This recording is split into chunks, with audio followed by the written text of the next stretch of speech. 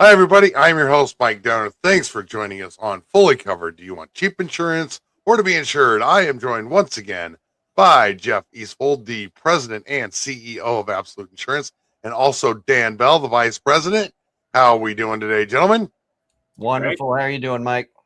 Doing good, doing good. So today we're just going to be talking about what does homeowners insurance cover and what it doesn't cover. So the big question we're going to be addressing today is which perils and losses does my homeowners policy actually protect against, and what are the common gaps I need to know about? So what does a standard homeowners insurance policy typically cover? Yep. So there's a lot of different ways to address the question. The first portion of this is your homeowners is kind of like this beautiful comprehensive policy, right? Where it's going to absorb a lot of different things into that policy form. The first part of it's going to be your dwelling coverage, your actual structural coverage. The next portion of that, it's going to go into the detached structures, but then the second, probably most important part is going to be your personal property, right? So when you're getting into those two aspects, your structure or detached structures and your personal property, there's different ways that you can actually insure those. On the standard homeowners policy, it's going to be covered under what we call a special form coverage, meaning sometimes it's referred to as all risk coverage, but we as agents do not like to use that phrase. That creates too much ambiguity for the client. But so we call it special form coverage. And what that means is that your homeowner's policy for the structure is going to cover anything that happens to the house unless it's excluded in the policy. Okay, so that kind of brings me to my next question. Which specific perils are usually covered by homeowners insurance? And does my policy protect me against every type of loss? You kind of led me right into my question. You're just running right into it. So yeah, no, it does not cover everything. So those exclusions can be pretty substantial. For instance, we think of Iowa, it's kind of a flood state, right? Flood insurance is actually not covered, or flood damage is not covered on your homeowner's policy. As a matter of fact, most ways that water can get into your basement is going to be excluded from your flood or from your home insurance policy unless you either buy a separate policy through the National Flood Insurance Program, a flood policy, or by endorsement by purchasing water backup of sewer and drains. So you're saying that the standard homeowners insurance coverage for flood damage is something you have to purchase separately, like especially for homes in flood prone areas. Kind of expand on the whole flood insurance thing, because as you know, you probably know better than anybody, we got a lot of rain this spring here in Iowa. I mean, we were getting pounded, and I'm sure you guys got a couple phone calls over that. So kind of expand on this flood insurance thing, because being a homeowner, you think, oh, I got this coverage and my basement's wet, I'm good. Right. Kind of expand on that and kind of help us understand that. Yeah. So the term flood is really nuanced. Actually, it's very defined. And oftentimes we get water in our basement. We think, I had a flood in my basement. Well, to you, me, and everybody else in the world, that's water in my basement means I've been flooded. Right.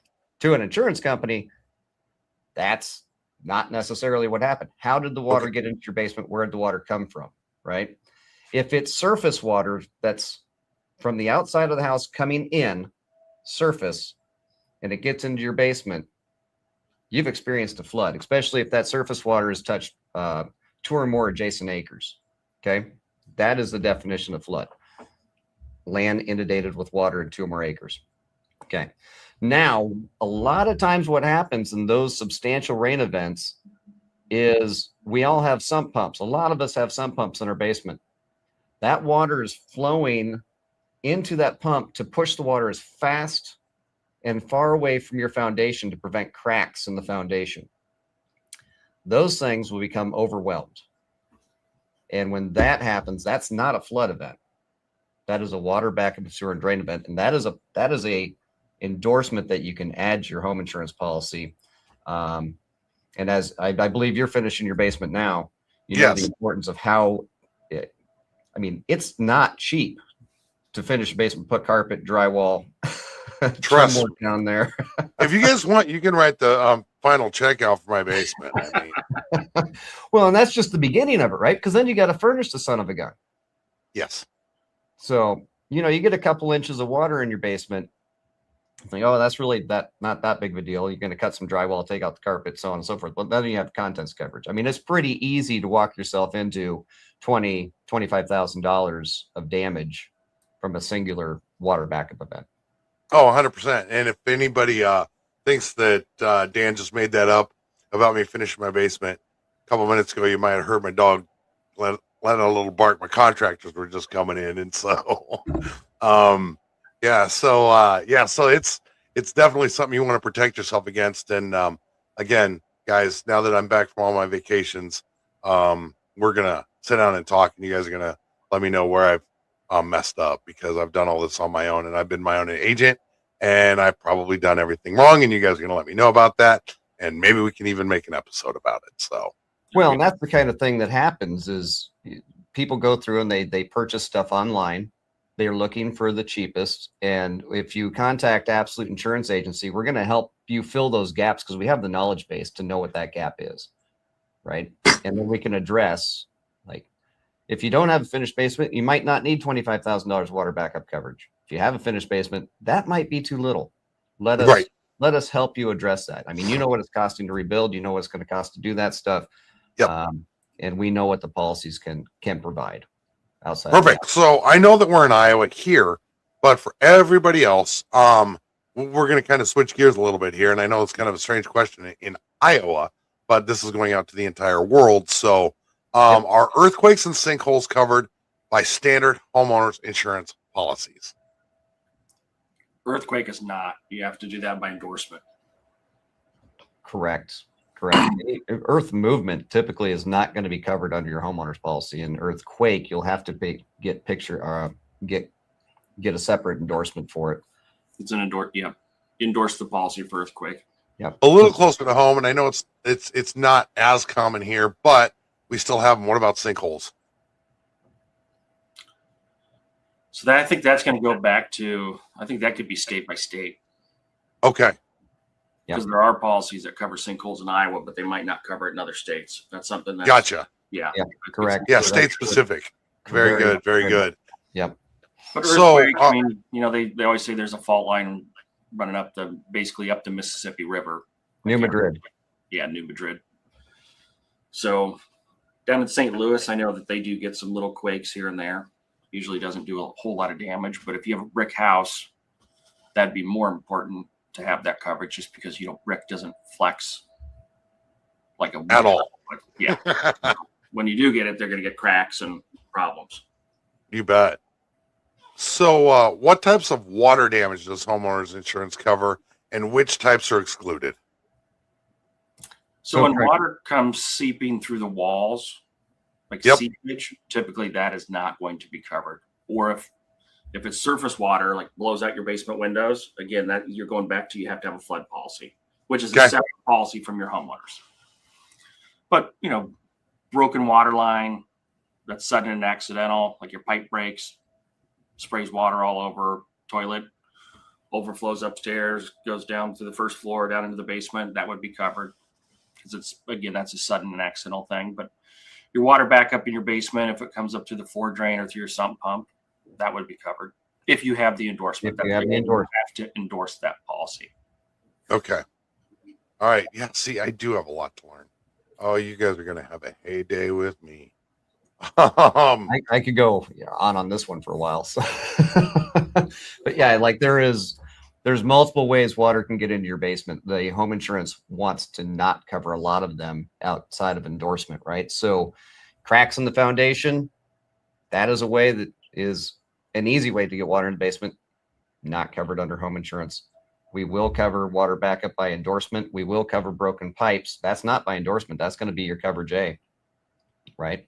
And then flood's not covered under home insurance policy. So there's a lot of ways that it's not intended to provide coverage, and then there's ways that you can purchase it back. So you bet. does homeowners insurance cover theft, vandalism, and what documentations would I need to support a claim? Yes, flood or your standard home insurance policy is going to cover theft for sure. And vandalism, I would recommend getting a police report or something like that, and then documenting the items that were listed or what were stolen and their approximate values. You're going to have So some what- limitations for like jewelry, guns, like more of your high theft, but not like TVs. That's covered, computers, but jewelry, guns, silverware, things that are higher theft targets. Most policies do have a limitation. So that's where you usually have a rider. Yep. Especially for jewelry. Yeah, and so what I'm thinking is what kind of protection does the insurance companies put in place for themselves so that I don't sit here and say, I have an 85-inch QLED, $4,800 TV, when in actuality I've got an Omni Fire TV that cost me $400 on Black Friday. So they might ask you to produce a receipt, where'd you buy it, when that happens. But they might ask that. And then, when it comes to technology is one of those fun things on the replacement cost basis that, the thing that you bought 2 years ago, now you can buy the same exact, like, kind, and quality model for less money than what you purchased it for. Yeah. Yeah. Right. So, couches, not the same way. Couches are going to increase in value, but people aren't out there stealing couches. Right. Not very often. If Not they are, very boy, I really want to know how they did it, because you're good Not if you very didn't often. get caught. But to Jeff's point, insurance policies do have sublimits for the high theft items, which are going to be your firearms and jewelry primarily. So the way to protect yourself on those more comprehensively is through an endorsement called scheduled personal property on an inland marine basis. And that will actually, you set the dollar amount as to what the coverage is going to be at, and there's a $0 deductible. In most cases, Okay. You can sometimes set it for another. And then that actually gives you what insurance companies will actually call all peril coverage, where things like mysterious disappearance is actually covered. Mysterious disappearance is not theft. It means I just lost it. I have no idea what happened. Right. So. And that would be probably especially important for jewelry.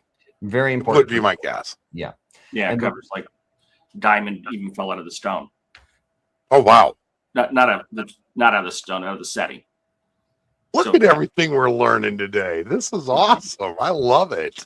Well, and think about it like this too. If these things are put in place, we think of it as a negative to the consumer, but it's actually not. They're set in place in ways to help mitigate the cost of the insurance across everybody, right?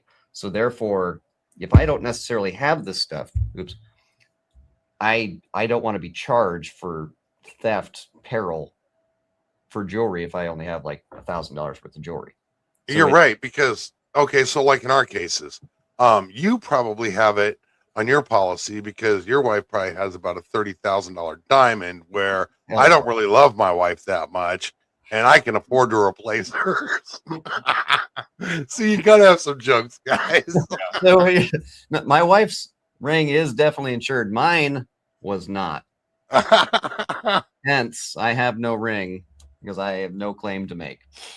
The nice part about this is Amazon about $10. You can manage it. That's the next. That way they can still mark their territory. That's the next step.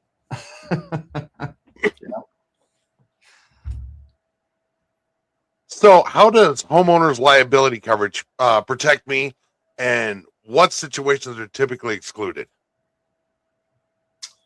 Homeowners liability be, slip and falls typically, something that happened on the property and you're negligent. Somebody's slip. Biggest claims we probably see are, somebody slips and falls on an icy sidewalk, or kids running down the street, like a tree roots heaved up the concrete.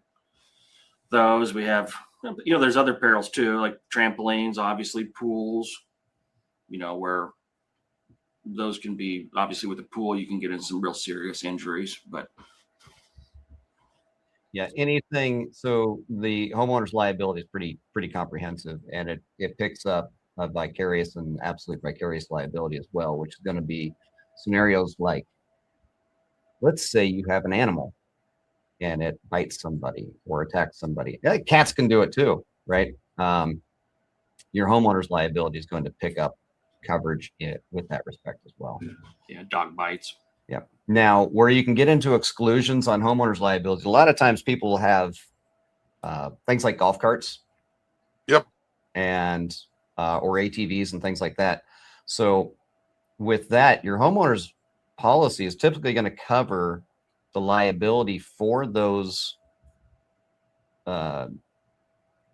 toys, so to speak. However, once it's off premises, liability coverage ceases to exist. So therefore, it's covered while it's on the homeowners, but this goes back to your exclusion. Once it's off the premise, there's no coverage anymore. So that would require a special policy. Like So golf. if you're going to take off premise, then you want to get a vehicle policy for those. Correct. Now, golf carts are kind of a special deal. So the liability actually extends while at a golf course as well. But not on the way to the golf course. Not on the way to the golf course. So if you're driving if you live 3 blocks away from the golf course in your backyard, right? So on your travel time, not covered by your homeowner's liability. Back on the course, covered by homeowner's liability. Awesome. All right, guys. My brain's kind of swelled up a little bit here because I'm not a real smart man, but I've learned a lot today, and yeah, we'll be making an appointment here very shortly. Because now I just see, I'm thinking back to when I did all this stuff, and I'm like, I don't have any of this stuff, so I could be in trouble. So that leads me to my final question for the day. How can Absolute Insurance help me identify gaps in my homeowner's coverage and choose the right add-ons and protection? Well, we do a comprehensive review on those policies, and there's core coverages we have, like, ordinance and law. People don't think that they need it, but they do. So, I mean, we have, set coverages we're always going to put on there for people. But again, the insured is obviously the ultimate buyer. So if they absolutely don't want it, we can always take it off. But when we start out, we always try to do like a minimum amount of water backup of sewer drain, and just say, you have this much. You have scenarios where maybe they've lived in that house for 50 years. It's the top of a hill. They're like, it'll never happen. That's fine. Then we'll take it off. But it's better to have the conversations up front than after a claim, and we can't do anything about it. So but we do try to go through and just, look at the house and tailor the policy to that person as much as we can. It all starts with conversation, just getting to know us and getting to know you. Very good. Service line, new coverage it's not new, but it's newer. That covers your water line or your sewer line from your house to your street. So Ankeny recently just sent out a thing saying they're not going to cover if that water line's leaking between the house and the street. That's back onto the homeowner's responsibility. So if that water line breaks, the homeowner has to pay to have it dug up and replaced. So that's you do know where I live, right? You got that letter. You got that letter last week, huh? I was in Biloxi, so my wife probably got it. Yeah. But that's it. So that comes up, and that's that's expensive. Yeah. Talking about it happened to my mother-in-law because Urbandale hasn't covered that for a while, and I know the expense she went through, and she was not super thrilled about it. So yeah. All right, gentlemen. Well, thank you so much. You guys have given everybody a lot to think about, me especially, which is a good thing for you guys. If anybody has any questions, definitely get a hold of either Dan or Jeff at Absolute Insurance. They'll be more than happy to go over your coverages with you and, let you know if you're doing everything exactly right or if they can help fix some problems for you. So next time we'll talk about a little bit of car insurance, and we'll kind of go from there, gentlemen. All right. Sounds good. Hey, thanks for having us. All right. Take care, gentlemen. You guys have a great afternoon.